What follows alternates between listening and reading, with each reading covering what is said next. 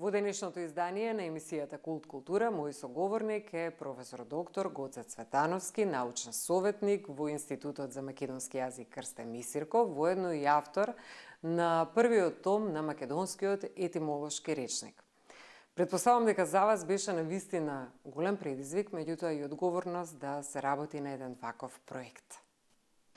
Пред се чест ми е што сум гостин на вашата ценета емисија и особено на Телма телевизија. Јас мислам дека е една од телевизиите кои што нуди богата програма во поглед и на културата, но и на науката, што е многу важно за едно општество, да имаме повеќе такви телевизии кои што ќе нудат повеќе избор на граѓаните и мислам дека е вистинско време да се отвори темата за науката во Македонија, ако сакаме да ги следиме трендовите во Европската Унија, а нели таму се стремиме, па мислам дека е ред еве да почнеме со битните прашања.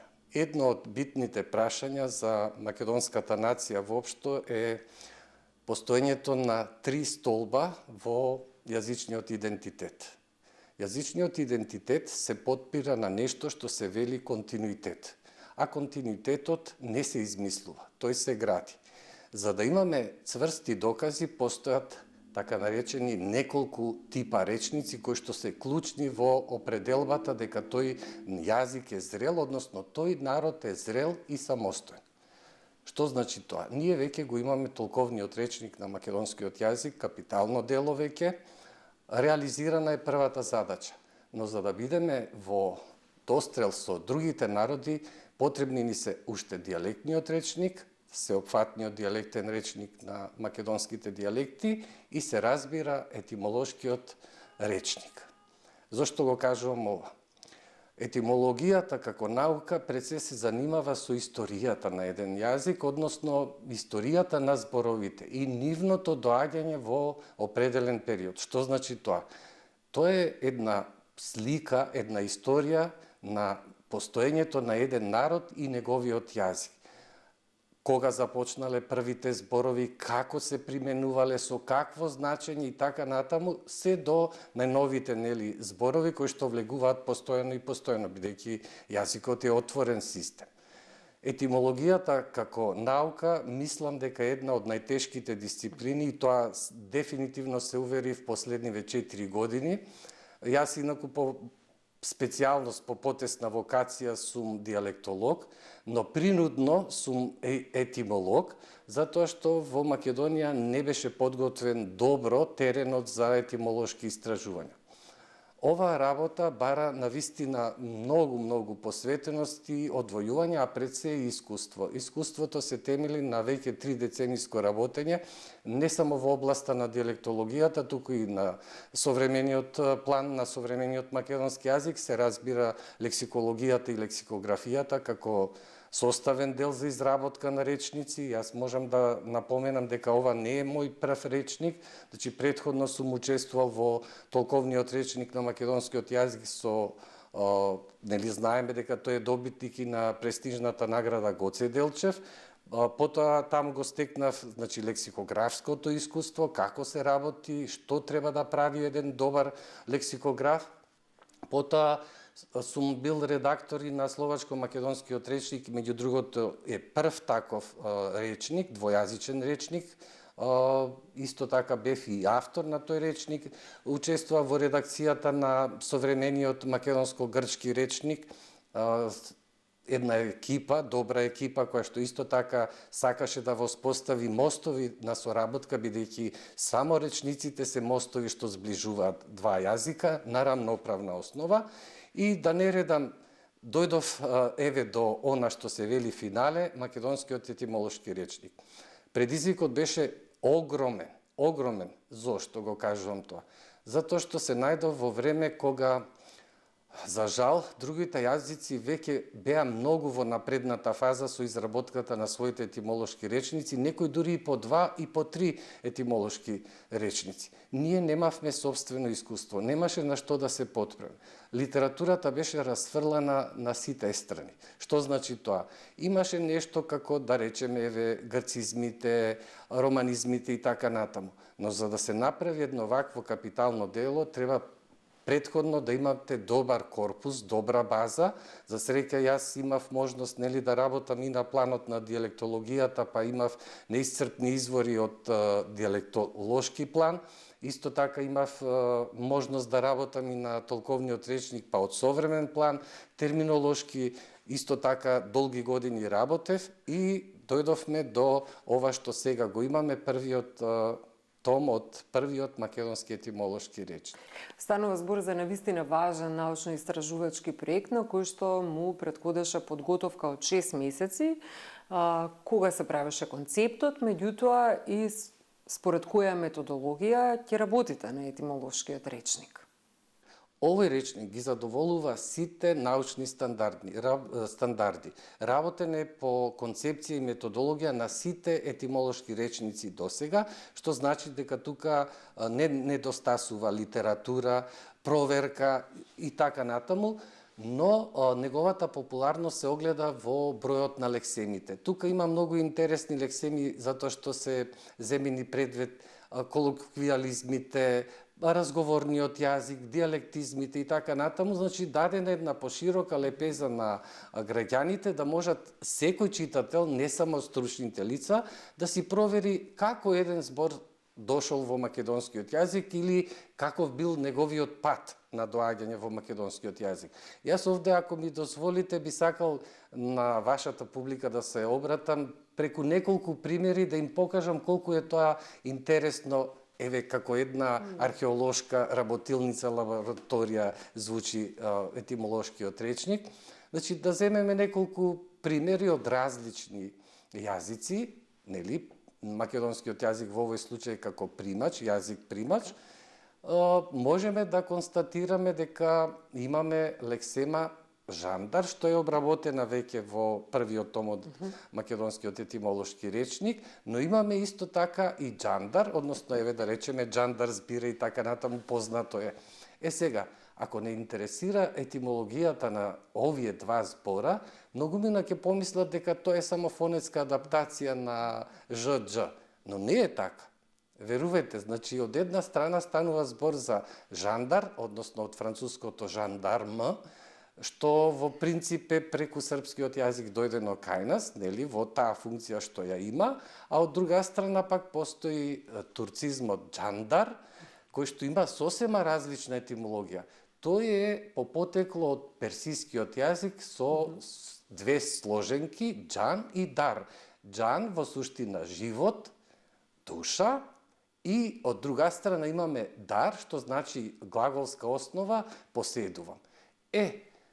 Таму во турскиот јазик, во отоманскиот турски, развило значење чувар на животот, чувар на душата, па оттаму телохранител, и потоа се проширило, нели, тоа значење во сферата, административната сфера, и кога дошле на македонската јазична територија овие два збора се судриле, блиски се по значење, но по етимологија се слични. Се изедначиле по значењето, односно улогата што ја врши и жандарот и джандарот, но во суштина представуваат два етимона. Не разбирате? Затоа е интересна етимологијата и за пошироката публика. Например, досега никој не го истолкувал познатиот македонски бран. Колку поезија има на тема за бранот, но никој досега не го протолкувал бранот како збор. Во БЕР БЕР, значи бугарскиот етимолошки речник, е регистриран, но е регистриран само како диалектен збор, односно дека тоа припаѓа на македонското наречје и толку. Немаат податоци, пишува само нејасно. Во ниеден друг етимолошки речник јас не сретнав дека некој го обработил бран. Сега за нашата... Во македонскиот етимолошки речник. Точно, за нашата публика да се пофалиме дека ние се обидовме да дадеме соодветна издржана етимологија на зборот бран. Споминавте дека сте се консултирале со голем број светски и домашни научници, меѓутоа со кого конкретно соработувавте кога станува збор за првиот том на македонскиот етимолошки речник? Овој проект е пријавен во Институтот за македонски јазик на денот на раѓањето на Гоце Делчев, тој е 4.2, ама годината е 2022. Тогаш, на тој ден, Советот при Институтот за македонски јазик одлучи да го одобри овој проект со главен истражувач и јас, Гоце Цветановски. Требаше да ја формирам екипата и тогаш почна буквално работата на методологијата, концепцијата и така натаму. Јас првично се консултирав со колегите во институтот, потоа ја проширив мрежата со колегите од МАНУ, со колегите од Филолошкиот факултет при Блаже Коневски при Универзитетот Свети Кирил и Методи, но не останав само на тоа. Се поврзав со познатите светски етимолози, како што тој ми стана и рецензент, почитуваниот професор Николај Антропов, доскорашен председател на етимолошката комисија при Меѓународниот славистички комитет. Тој сесрдно сакаше и помогна во учеството и реализацијата на овој проект. Тој е носител, прв рецензент, значи сите мои статии беа упатени до него, тој ги проверуваше, даваше насоки што треба да се доработи и што е добро. На крајот на краиштата, мислам дека еден човек не би можел се да опфати ако не се пријателите околу него, и мислам дека ова е дело за кое што имаат заслуги многу луѓе, иако сум јас авторот. Но вие соработувавте и со академик Маријан Марковиќ. Апсолутно. Да. Академик Маријан Марковиќ е вториот рецензент на речникот. Нашата соработка не е сегашна, значи е долгогодишна, од многу поодамна. Ние сме, значи, учесници меѓу другото во редакцијата на македонскиот дијалектен атлас, каде што минатата година ја добивме наградата Гоце Делчев за ова дело. Таму имаше учесници 16 месечини автори. Нашата соработка на планот на диалектологијата и балканистиката продолжува со академик Маријан Марковиќ. Јас навистина можам да кажам и неговите добронамерни забелешки се прифатени во македонскиот етимолошки речник и мислам дека соработката допрва следува. Во однос на научно-истражувачката дејност, колку е важно да се има јасна национална стратегија, колку средства треба да бидат одвоени за истражување? Видете, во време кога постои трка по пари и ништо друго не ги интересира луѓето, мислам дека секој денар одвоен за науката значи. И тоа премногу значи. Научниците се луѓе кои во принцип се многу скромни во поглед на финансиите, а сите очи се вперени кон нив за крупни капитални прашања. Сега видите, јас од мојот личен живот жртвував 3 години, ама навистина го кажам ова, деноноќно работење, бидејќи колегите што ме познаваат знаат дека јас работев од 8:30 наутро до 24 часот навечер. И тоа со таков интензитет за да се стигне овие 700 од прилика страници да се обработат, затоа што за еден збор потребни се многу статии, читање и така натаму. Затоа мислам дека македонското општество треба да свати и државата воопшто треба да свати дека науката бара и подкрепа. Подкрепа пред се во финанси, затоа што ако немате конципирана програма, да речем, ако немате добра поддршка, вие не можете да истражувате. Ако сте спречени да ги немате сите речници, да не ја следите литературата, значи не можете да напредувате. Ако се очекува нешто да оди напред, тогаш мора претходно да се обезбедат услови, а овој проект е резултат на минатата година се објави конкурс од страна на Министерството за образование и наука и од страна на рецензентите беше оценет како проект од национално значење и мислам дека тоа е начинот на кој што државата може да возврати кон научниците, а научниците да возвратат кон државата и сите да имаат бенефит од тоа. Во рамки на свеченото одбележување на Меѓународниот ден на мајчиниот јазик, во своето обраќање пред присутните во Институтот за македонски јазик, вие забележавте: Мајчиниот јазик не може да се сведе само на една административна категорија, тоа е културна и духовна категорија. Тоа е јазикот во кој се оформува нашата прва мисла, првата приказна, првата молитва, преку него ја наследуваме колективната меморија. Кои се предизвиците со кои денес се соочува македонскиот јазик? Предизвиците на македонскиот јазик, како и на сите, овде мора да направам една дигресија, не постојат мали јазици. Така. Постојат јазици со мал број на зборувачи, но еве да скратиме поради економичност, значи судбината на сите јазици кои што имаат мал број зборувачи е таква што се под притисок на глобализацијата, односно под притисок на англискиот јазик, директно и индиректно. Зошто го велам тоа? Па веќе во светот на науката почна да превладуваат термини од англискиот јазик во сите сфери, не само да речеме една сфера да ја земеме економијата, туку генерално, да. Значи во сите сфери. И што е уште потрагично, уште од мали нозе нашите дечиња се оптоварени. Јас го велам ова како проблем, оптоварени со англискиот јазик, значи бомбардирани се со информации од англиско говорно подрашје, што е штетно за развојот на нивната способност за градење на македонски јазичен идентитет. Зошто го велам тоа? Па детето прво почнува да зборува англиски, со англиска фонетика, а подосна го учи македонскиот јазик и нормално ќе има проблем.